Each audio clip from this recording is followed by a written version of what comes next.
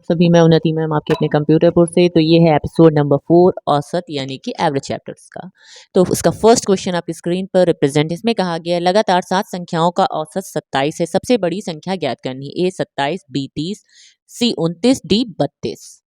तो हमसे कहा गया है कि आपको लगातार 7 संख्याओं का औसत बताना है।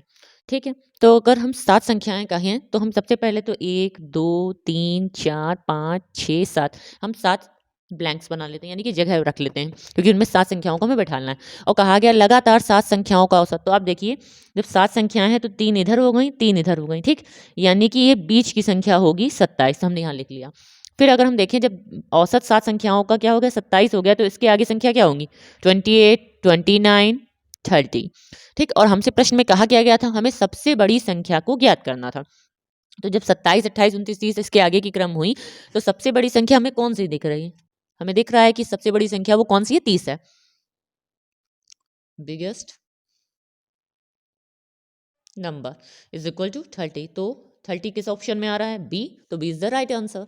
अब हम आते हैं अपने नेक्स्ट क्वेश्चन सेकंड पर, जो कि आप स्क्रीन पर ऑलरेडी रिप्रेजेंट है। इसमें कहा गया 4 क्रमागत सम संख्याओं का औसत 19 है, तदनुसार उनमें दूसरे नंबर की सबसे बड़ी संख्या कितनी होगी। तो 4 क्रमागत सम संख्याएं, तो हमें पता है सम संख्याएं कौन सी होती हैं।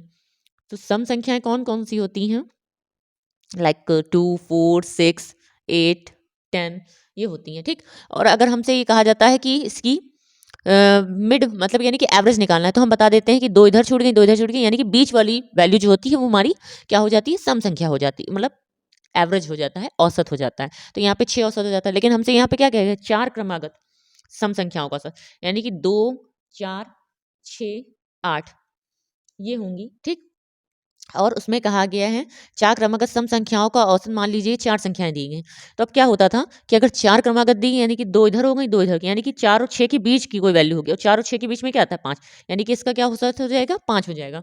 लेकिन हमसे कहा गया 4 क्रमागत सम संख्याओं का औसत 19 है, यानी कि 1 2 3 4, तो इसके बीच में क्या आ रहा होगा 19, और क्या है सम संख्याएं हैं। तो हमें पता है अगर इसका 19 आ रहा है तो इसके पहले क्या संख्या रही होगी 18 रही होगी, इसके बाद क्या होगी 20, और इसके बाद 22, और यहाँ पे 16 रहा होगा, यानी कि 16 18 20 22 का औसत हमारा 19 होगा। तो आप देख रहे हैं कि जब इसका औसत 19 है और हमसे कहा गया उसमें दूसरे नंबर की सबसे बड़ी संख्या, तो दूसरे नंबर की सबसे बड़ी संख्या आपको कौन सी दिख रही है, ऑफ कोर्स कौन सी होगी, बताइए कौन सी आएगी। तो हमें पता है अगर दूसरे नंबर की सबसे बड़ी संख्या कही जाए, 4 क्रमागत सम संख्याओं का औसत 19, तदनुसार उनमें दूसरे नंबर की सबसे बड़ी संख्या 22 होगी। तो 22 इसका राइट आंसर हो जाएगा।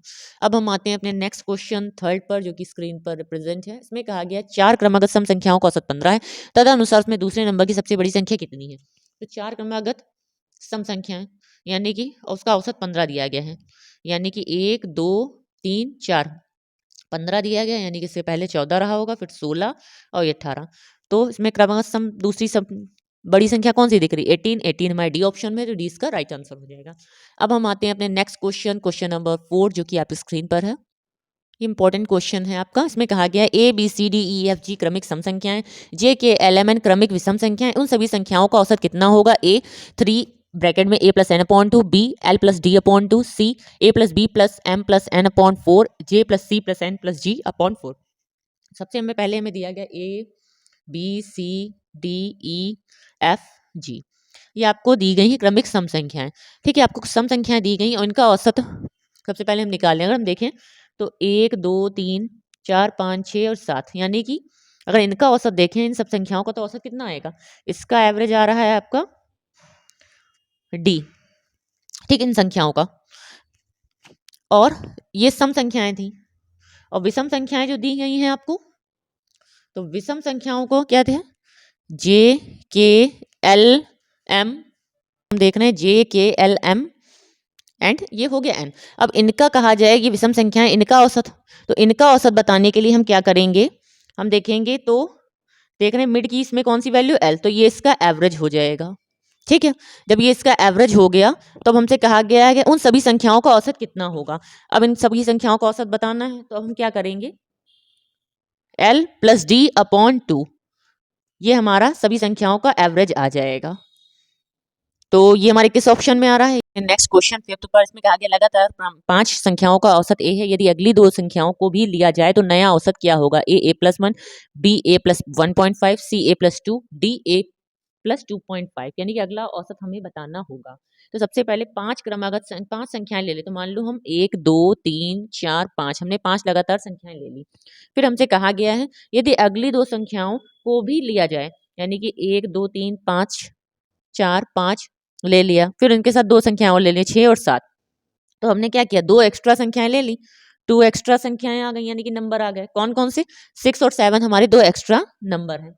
फिर हमने देखा कि अब अगर ये जो 5 संख्याएं थी, इनका एवरेज आपको कितना दिख रहा था? ये 3 था। अब ये जो 2 एक्स्ट्रा संख्याएं आ गई, तो इससे हमारा एवरेज क्या आ गया? 4 आ गया। यानी कि जब 2 संख्याएं एक्स्ट्रा डाली गई हैं, तो हमारा एवरेज कितना हो गया? 1 बढ़ गया है। यानी कि 3 से क्या हो गया है? 3 से वो 4 हो गया, यानी कि +1 हो गया है। जब वो +1 हो गया है, तो अब हमसे क्या कहा गया था? एवरेज बताना था, क्योंकि लगातार 5 संख्याओं का औसत ए दिया था। तो यानी कि एवरेज क्या आ जाएगा? a+1। ये हमारा आंसर हो जाएगा, जो कि हमारे ए ऑप्शन में है। तो ए इसका राइट आंसर है। क्वेश्चन 6 आपकी स्क्रीन पर रिप्रेजेंट है। इसमें कहा गया लगातार 233 संख्याओं का औसत ए है, यदि अगली 2 संख्याओं को भी अगली 2 संख्याओं को भी लिया जाए तो नया औसत क्या होगा? a+1, B A plus 1.5, C a+11, D a+33। तो सबसे पहले हमें लगातार 233 संख्याओं का औसत दिया गया, यानी कि 233 संख्याएं होंगी, ठीक। और उनका औसत आपको कितना दिया गया? ए दिया गया है। और कहा गया अगली 22 संख्याओं को आपको लिया जाए तो नया औसत क्या होगा? यानी कि 22 संख्याएं ली जा रही हैं, ठीक। तो हम क्या करें? 22/2 कर दें, तो 22/2 यानी कि 11। तो अगर हम a+11 कर दें तो हमें पता चल जाएगा नया औसत क्या होगा। तो a+11 हमारे सी ऑप्शन में आ रहा है, तो सी इसका करेक्ट आंसर हो जाएगा। अब हम आते हैं अपने नेक्स्ट क्वेश्चन 7 पर, जो कि स्क्रीन पर। इसमें कहा गया लगातार 73 संख्याओं का औसत ए है, यदि अगली 13 संख्याओं को भी लिया जाए तो नया औसत क्या होगा? a+1, बी a+1.5, सी a+3.5, डी a+6.5। तो 73 संख्याएं हैं, ठीक। उनका औसत कितना दिया गया? ए दिया गया। अगली 13 संख्याएं और ला दी जाए, ठीक। तो अगली 13 संख्याएं लाई जा रही हैं जब, तो हम क्या करेंगे? 13/2 कर देंगे। तो 13/2 कितना होता है? 6.5, ठीक। तो हमारा और नया औसत क्या आ जाएगा? तो नया औसत बराबर जो पहले से था a+6.5। तो a+6.5 डी ऑप्शन है, तो डी इसका राइट आंसर हो जाएगा। हम आते हैं अपने लास्ट क्वेश्चन नंबर 8, जो कि आज की सीरीज का लास्ट क्वेश्चन है, जो कि आपकी स्क्रीन पर है। इस प्रश्न में कहा गया है m से आरंभ होने वाले 5 क्रमिक पूर्णांकों का औसत n है, तदनुसार m+2 से आरंभ होने वाले 6 क्रमिक पूर्णांकों का औसत क्या होगा? a 2n+5/2, b n+2, c n+3, d 2n+9/2। इनमें से कौन सा ऑप्शन हमारा करेक्ट होगा? तो सबसे पहले क्रमागत 5 संख्या 1 2 3 4 5 हमने ले लिया। अब इनका औसत देखें तो हमारा क्या आएगा? हमारा औसत 3 ही आएगा, ठीक। और इसको क्या कहा गया? m से आरंभ होना, यानी कि m से आरंभ हो रहा है, यानी कि 1 की वैल्यू क्या होगी? m होगी। और उन 5 क्रमिक पूर्णांकों का औसत कितना है? n, यानी कि जो औसत है वो हमारा इसका कितना है? 3। तो n बराबर हमारी 3 वैल्यू हो गई, m बराबर 1 हो गया, और n बराबर हमारी कितनी वैल्यू हो गई? 3।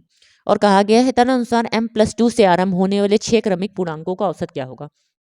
तो जब 3 से मान लीजिए कि m+2 कितना आ जाएगा? m+2 यानी कि 1 + 2 = 3, यानी कि वो जो नंबर होगा वो 3 से स्टार्ट हो रहा होगा। और क्रमिक पूर्णांक लेने हैं 3 4 5 6 7 8, इसका औसत बताना है। तो आप देख रहे हैं कि ये 3 हो गए, ये 3 हो गए, यानी कि 5 और 6 के बीच का ही हमारा क्या होगा? एवरेज निकल के आएगा। तो 5 और 6 का क्या होगा?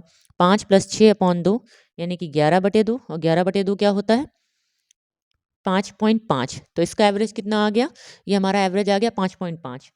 तो 11/2 जो इस ऑप्शन को वेरीफाई कर जाए तो वो हमारा आंसर हो जाएगा, यानी कि पहला हम चूज करते हैं ए ऑप्शन। इसमें क्या गया? 2n+5/2। तो अगर n की वैल्यू हमारी कितनी थी? 3। तो 2 × 3 + 5/2, यानी कि 2 × 6 + 5/2, 11/2। यानी कि ये हमारे क्या कहते हैं, जो आंसर आया उसको वेरीफाई कर रहा है ऑप्शन ए। ऑप्शन वेरीफाई कर रहा है, यानी कि ए ही इसका राइट आंसर होगा, 11/2, यानी कि ए 2n+5/2 इसका करेक्ट आंसर होगा। तो ये थे हमारे आज की सीरीज के कुछ क्वेश्चंस। इस टाइप के क्वेश्चंस की आप प्रैक्टिस कीजिएगा। अगर कोई क्वेरी हो तो आप मुझसे कमेंट बॉक्स में पूछ सकते हैं। एंड वीडियो अच्छी लगी हो तो प्लीज़ वीडियो को लाइक एंड शेयर करिएगा। चैनल को सब्सक्राइब करना मत भूलिएगा। Thank you class.